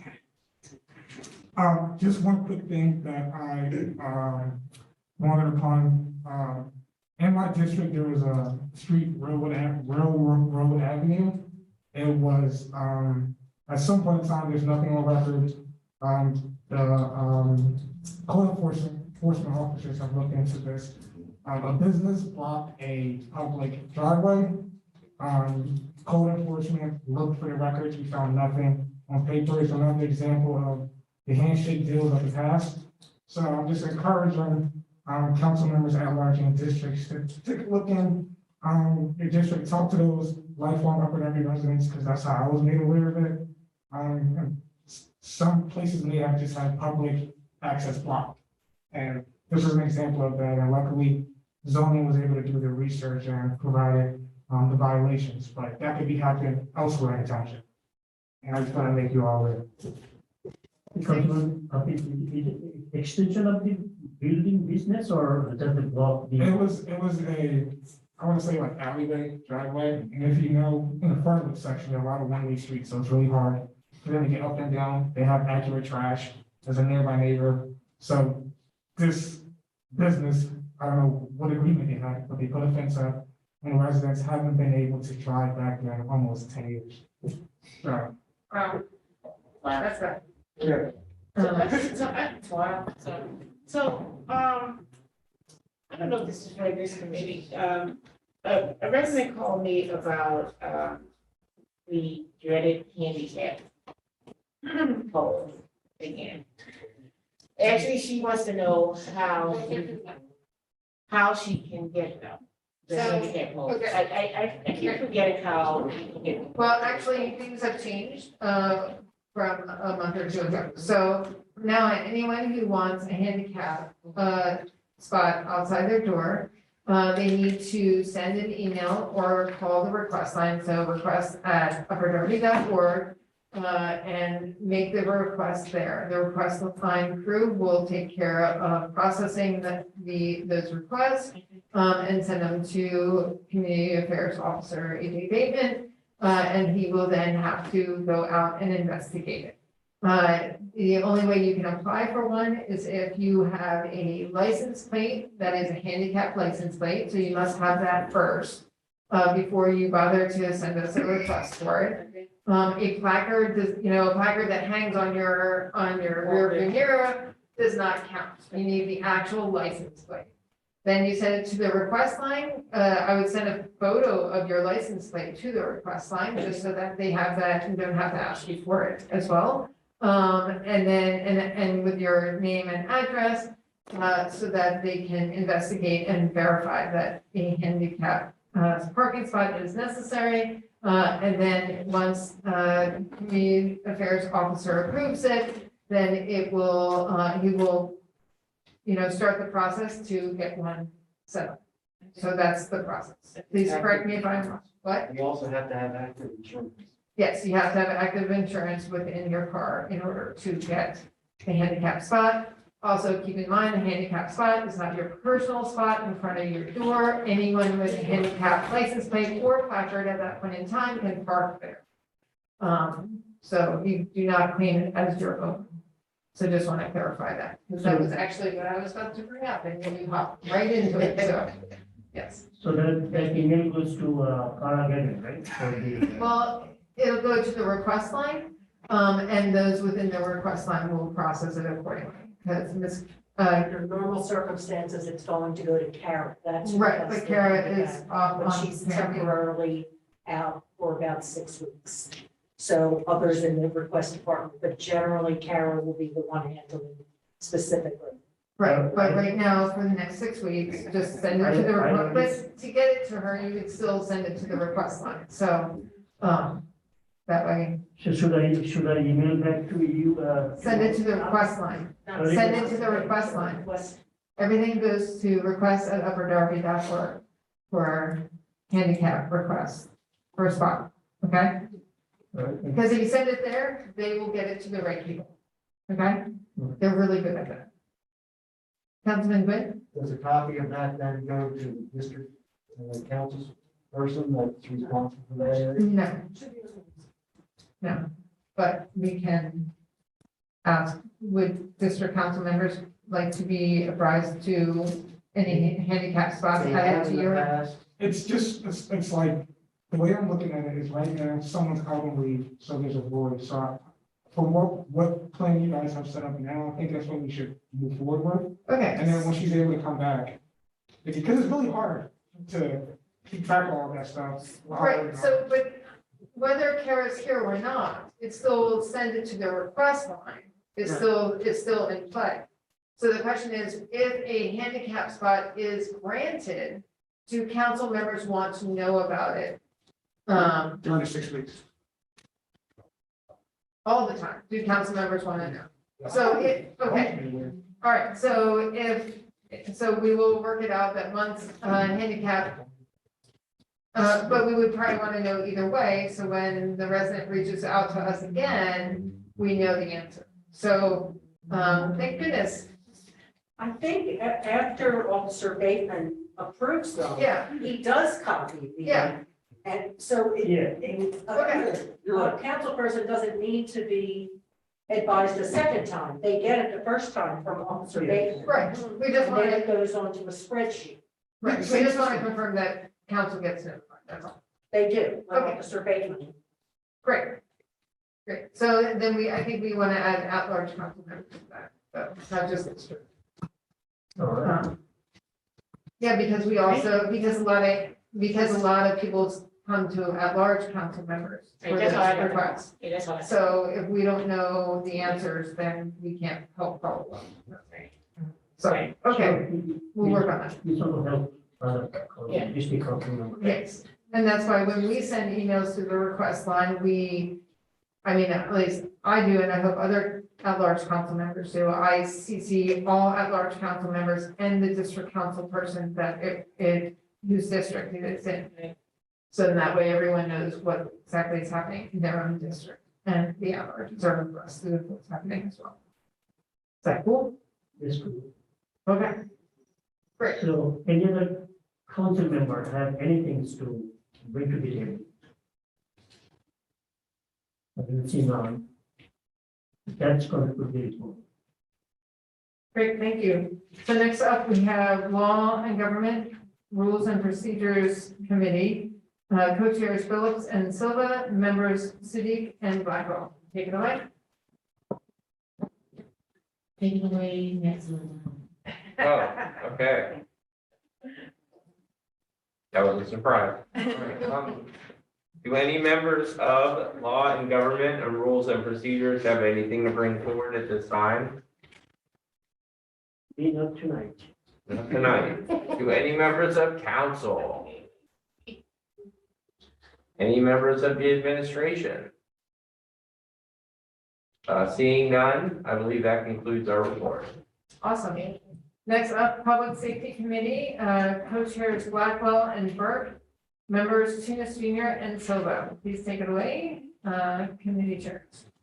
Anybody for Public Safety Committee have anything to bring forward tonight?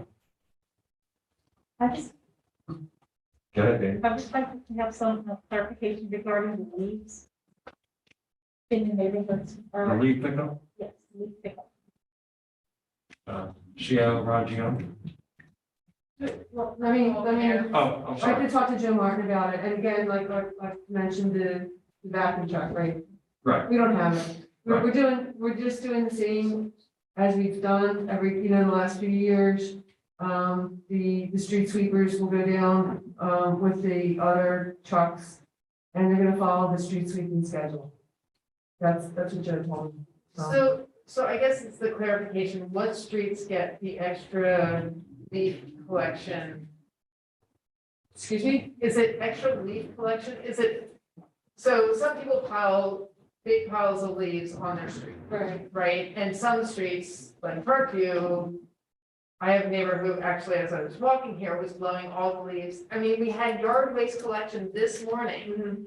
And then this afternoon, she was blowing all the leaves from her yard into the street for everyone to drive through. Yeah, that's another code, property or code enforcement that we're not quite ready to enforce, but, I can't give you a more direct answer than one I just gave you, so when Joe's on vacation this week, so I'm sure somebody else knows what's going on, Nikki or one of the supervisors. Yeah. Exactly. I can follow up with Nikki, with Nick Palmer and, get you some more information tomorrow. I believe we're finished with the yard collection as of this month, correct? This So, week, this week's the last week, so put in the yard waste out. the yard waste, so, and the leaves are still falling, so we're gonna be out there. It's a public safety issue and hopefully they don't. And we're doing the job, they can. Next year, maybe we'll have 2 trucks to pick up leaves or something a little bit better, who knows? So. Is that good enough, Daniel? Yes. Thank you. Anybody else from the committee? Public committee, yes, I got you. Ms. Tunis? Yeah. That's the problem. It's just me. Yeah. Go ahead, sorry. Ms. Phillips and I were distracting the conversation. Yeah, so I have a request for a meter removal for 746 and 747 Constitution Ave. The installation would make it a loading and unloading zone. This loading zone would, be for the Q Smart, storage unit and their tenants, as well as the business. The owner has been a long time monthly patron of the municipal lot. I think that I checked out the location, I think it would be very helpful, to the business. And it's not in a residential area where we're taking a parking spot from a resident. What's that street again? I'm sorry. 746 and 747 Constitution Avenue, it's literally right here. Right as you pass like Kings and Queen, across the. Right behind the post office, right. So is it a removal of 1 meter? 2 meters, right? 2 You meters. spoke to, sitting on the post. Yes, ma'am. So there are the numbers on the meter, 7046 and 7047. I Is that think the address? 746 and 747 will be the meters, right? Yeah, the meter, number on the meter, yeah. And you want to change them both to loading? A loading and unloading zone. Is there a time limit you want to put on that loading and unloading? There wasn't a time limit, but it's not in a residential area, so I don't see why there would be. There is an apartment building right next to it, so what is the hours of business? Well, the hours of business is 24/7, correct? Yeah, it's a storage unit. Storage. Yeah, but that's not a guarantee of 24/7 being able to get to the storage unit. So, Also, when this storage facility was brought into existence, did they provide parking? for the Storage facility? I'm not sure that it is for the storage facility. Or what's it worth? Who's asking for it? The owner of the storage facility or something The else? first thing was, Mr. McLeish, what we can do is kind of touch base on the details of that. And would it be more appropriate to bring it forward next week, Council President? well, I think, you can get the specifics to, because, Community Affairs Officer Bateman would have to investigate it regardless. Yeah. So before the actual, resolution actually comes to council, he has to check it out no matter what. So just get the specific information to Ms. Cicchetti and she will pass the information on because she processes that for us. Yeah, okay, that makes a lot of sense. So if you work with her to get the specifics, then she'll make sure he checks it out, right? Ms. Cicchetti, that's the normal process, right? All right, I'll So make sure to that- do that. Yeah, and so we just know that in that area that there's a potential unload zone. I would, if it is specifically for whatever business it's specifically for, we should definitely look in to see what the time frame of this, that the business is open for, so that it's within that time period. So that it's not, but kind of like we did with Walsh Plumbing, we were, clear, because the last thing we want them to do is to park their business vehicle in that spot. If it's a 24-hour load zone, then if someone tries to park their vehicle there, they're gonna get a ticket all night long if they are not moving things in and out within that 20-minute or 30-minute window. Right, so we wanna make sure that we're conducive to that area. And that's- Yeah, I totally understand. I'm very familiar with the area. The apartment complex doesn't provide adequate parking Correct. for the building, and the lot in front of it, I believe, belongs to Scepter. No, sorry, I believe. No, not the municipal lot. There's a lot in front of the apartment complex. Yes, I believe that's a municipal lot. Right, okay, yeah, so that doesn't belong to the nation. That's next on the list for renovation. Yeah, no, definitely, I like the most recent renovation. We'll take a look into it. Anybody else from council have anything to bring forward? Go ahead, Councilman Siddiq. Public safety, a lot of stop sign in our township. I believe it will prevent a lot of accident and other things if we draw the line in front of the stop sign and says stop. So you're looking for the white painted line Right. at the base of the stop signs to clarify on the road that it is actually a stop sign for Yeah. the areas that didn't get the white paint. Exactly. Okay, So, Draw a white line and So- says stop. well, Council. we don't write Oh, stops, stop. we just, it's a white line right next to, it's a stop bar, so so. Councilman Siddiq, I believe this was brought up about 4 or 5 months ago. And Mayor Kepler said that we're working in districts throughout the township to work with the painting of the lines, stop bars around the schools.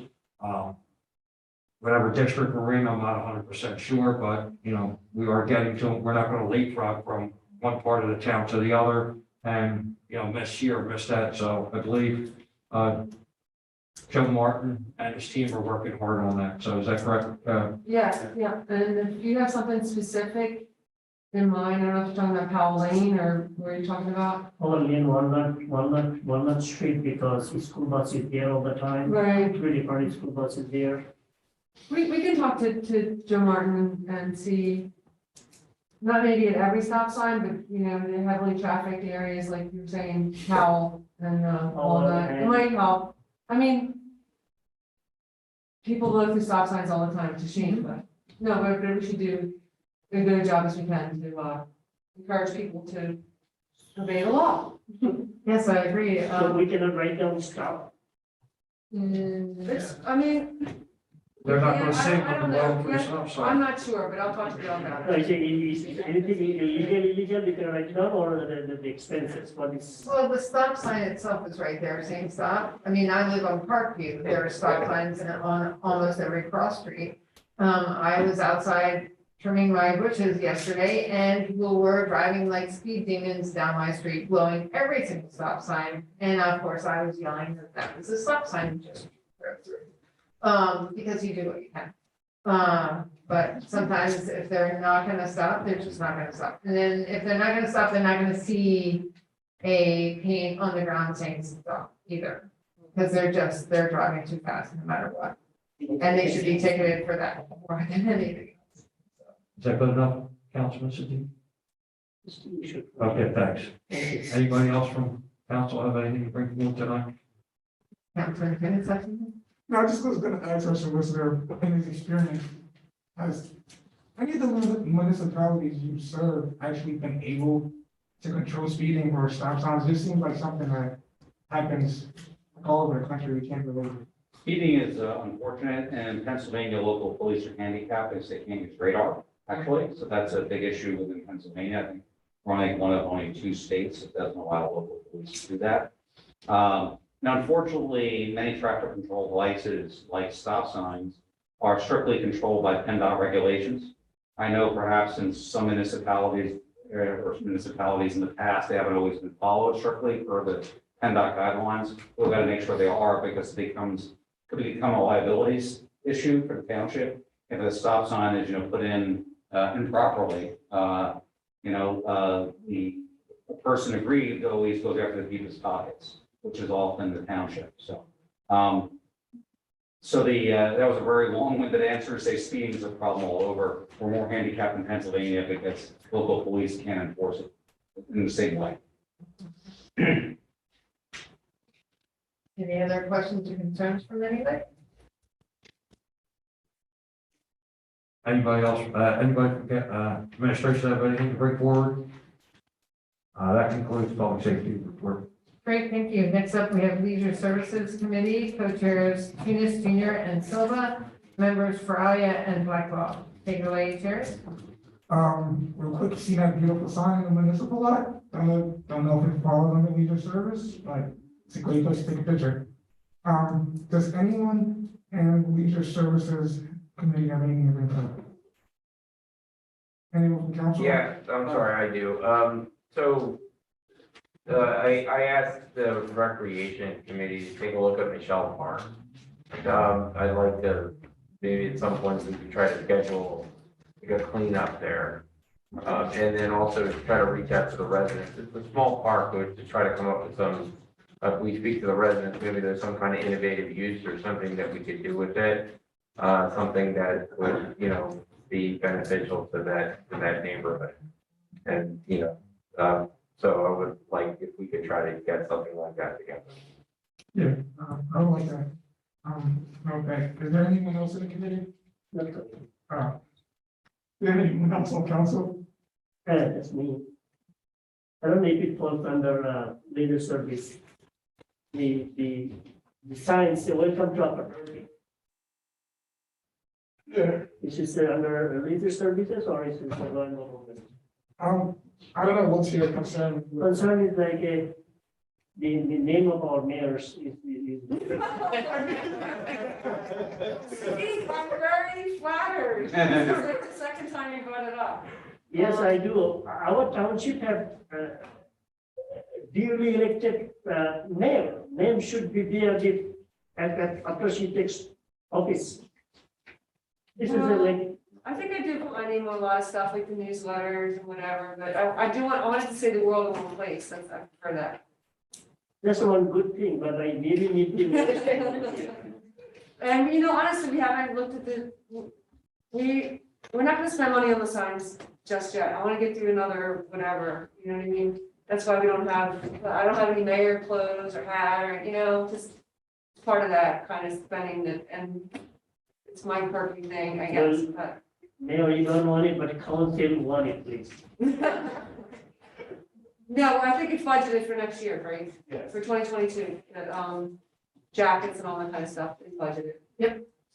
Yes, and there's a swag order that's already in play, that actually turns out may not arrive until, February, due to constraints, but it will, those who are leaving and those who are coming will also be getting, clothing that they requested. So, and then the budgeted amount for council for the future will be any additional swag for that year, for 2022, my grant swag. So, yeah, okay. Well, thank you. I'm done with the leader's question. Thank you, Madam President. Great. So next up, we have Event Planning Committee, Co-Chairs Phillips and Blackwell, members Tunis Jr. and Silva. Take it away, ladies. Anyone from the committee have anything to add? To say? Just want to remind everybody about the job fair about on May 20th, 2021, and the health event. 2022. Yes, 2022, excuse me, sorry, thank you, 2022, thank you. And the health fair. that we're having. And I'm just wondering, just to piggyback on that, have we ever had a Darby fun run or 5K or Westchester Pike, like Broad Street run, anything like this done? So that's gonna be a part of the health fair thing, is, I forget the name of, Barbara Children Foundation? I don't know if it's that, Allison is working on that because they want to do it on the 14th. So it's going to be in connection with the health fair. Okay. Yeah. All right. So I'll find out, huh? Is it run up or Derby run? There is a run happening,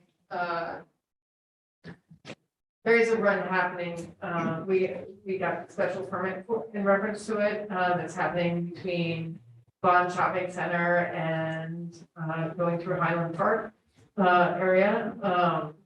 Don't remember the exact date of it, but there was a request. It's a small one. Yeah, but I think. But it's a different organization. Yeah. Or it's a walk, it's a different organization that's doing it. So. I think for this one,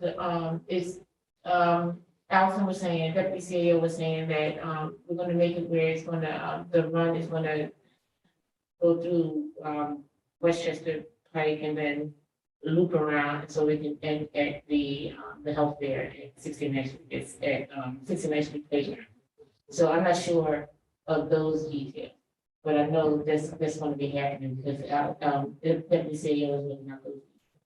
Okay. Yeah. Thank you.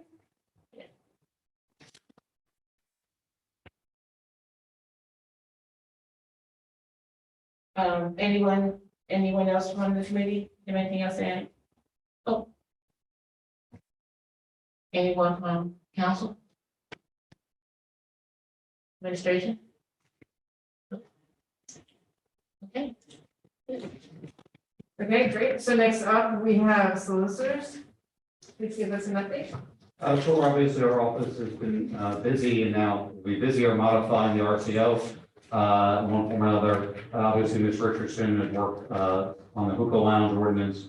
I know it's a perennial question related to the status of St. Eugene's. I had been, the CEO had been persistent with me on following up with that. I did reach out to actually John McLean and he had said it's stuck with the archdiocese. But basically I said, hey, John, would it be okay if I talked to my contact at the archdiocese? I did. Mr. Boyle, who handles many of their matters. He said he was not handling this matter, but he'd follow up with it. Unfortunately, there's been nothing since, but that's the status of St. Eugene's. I know many counselors asked about it. Does any other counselor have any questions about what my office is doing? Anyone else? Okay, seeing none. Any old business? Seeing none. Any new business? Councilman Zadi. Go ahead. Masjid Al Madinah, Darby Islamic Center having their booster shot next Saturday, December 4th, from 2 to 5 p.m. Any new shot, it's like 5 to 11, 12 plus, or first timer for the Madonna and Pfizer, they are all welcome. No appointment needed, just bring the ID. If you have to get the booster shot, get your, the vaccine card with you. This Saturday, December 4th, 2 to 5 p.m., Masjid Al Madinah, all are welcome.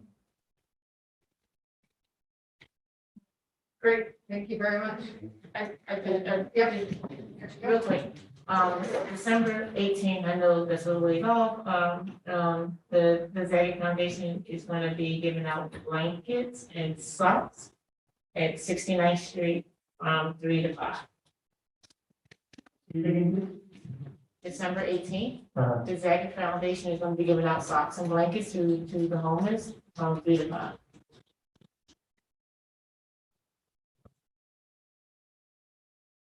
Anyone else? Seeing none, all those, we get one more motion, a motion to adjourn. I would like to make a motion to adjourn, please.